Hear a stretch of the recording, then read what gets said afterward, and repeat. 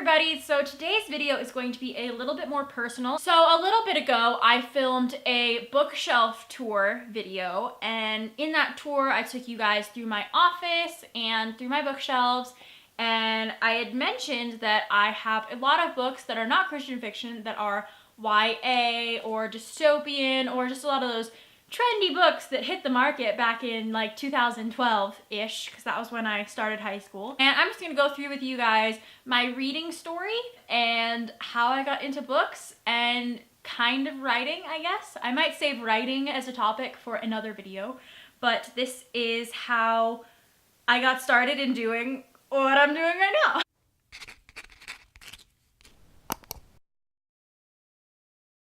So, as a kid, I read a lot. And I read all kinds of things, and I had so many fun book series that I loved as a kid, and I read all the Nancy Drew books, and I was super into those stories, and then in junior high, my reading just went to a non-existent low. And up until that point, I don't think I'd ever been introduced to Christian fiction. I know in around junior high-ish, I think, I binge read the Love Comes Softly series. I think that was my only experience of Christian fiction or faith-based fiction, was reading the Love Comes Softly series, and then that was it. And I loved them, but like then I was just like bored of reading, so I stopped reading. And then, so there was this long gap of just not reading. And then my freshman year of high school, The Hunger Games came out, okay? So I was graced and enabled to bypass the tryhards.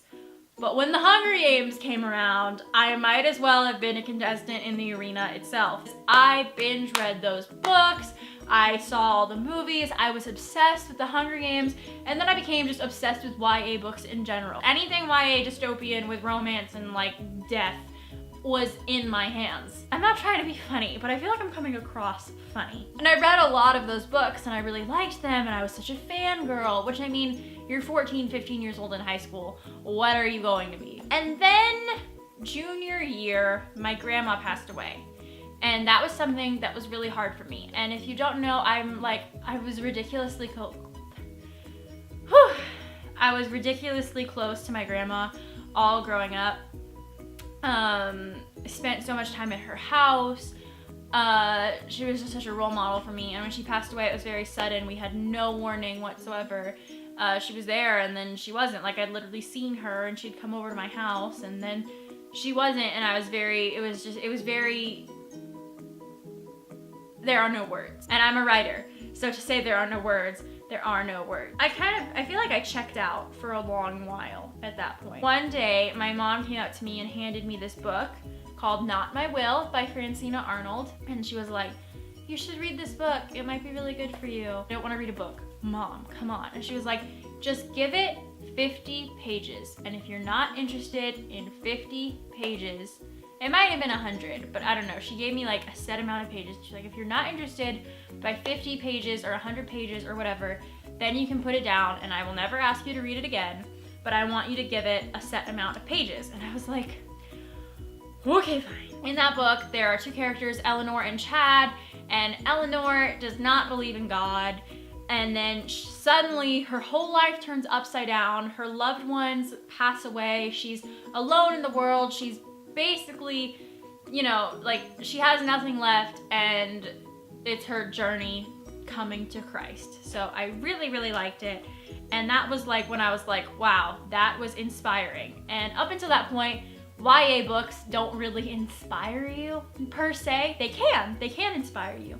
But mostly I just read them to read them and to obsess over them, and to have an uplifting feeling after finishing a book was something I had never experienced before, and I wanted to experience it more. And you know, I was obviously still thinking about my grandma, and if you knew my grandma, she was a very godly person, a godly woman. She lived Proverbs 31, always like in prayer, having like an attitude of service and love, and she was very devoted to her faith. And I was just like, you know, like, she was that example for me, and now she's gone and I don't have that example.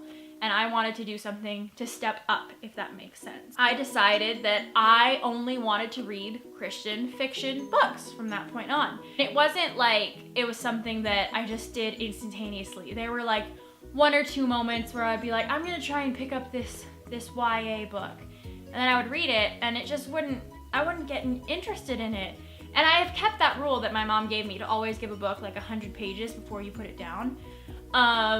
And I would just read it, and I'd read 100 pages and I'd be like, wow, this book really is not good. So I haven't really ever been tempted, I guess, to read something outside of Christian fiction or biblical fiction or Christian living since. And I'm not saying I never will, because of course there could be the odd book that I pick up, but I've kept up a pretty good practice of only reading books that are clean or that I can handle mentally or that are not going to be damaging to my walk with Christ. And I definitely think it's a good challenge. It started out for me, I had read Not My Will by Francina Arnold, and then I had read a couple books by Misu Andrews, and that was over the span of a couple of months.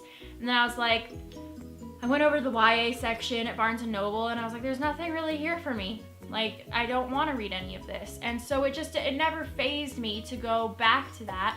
And it was sort of like, maybe I just will try not to read any for a year. And then it became, maybe I just won't read any at all. I just developed this apathy towards secular books, I guess. I don't really know how to describe it, but I only wanted to read something that was going to encourage me or motivate me in my walk with God. And I've never been happier, and I really enjoyed it. So that's kind of why I read Christian fiction. I would challenge all of y'all to maybe go and fast from your reading, fast from something that's secular or YA or not constructive or not pure, or and just try to focus only on something for a little while and see if it changes your perspective on the genres that you like, or if it just changes your perspective on life in general. It's a really fun challenge, and then for me, I just never grew out of it. I never stopped. So yeah, I'm Jenna Van Mourik, an inspired writer and an inspirational fiction reader, and I read, write, and live for Jesus. If you want more content like this, you should definitely go check out my blog at www.jennavanmourik.com and subscribe to my mailing list, as well as like this video if you enjoyed it and subscribe to this YouTube channel. And also, please go check out my Instagram page where I post daily about my current reads and what I'm up to with my life, and that is at Jenna Van Mourik on Instagram. Thank you so much for watching. I hope you enjoyed this video, and I'll see you next time. Bye!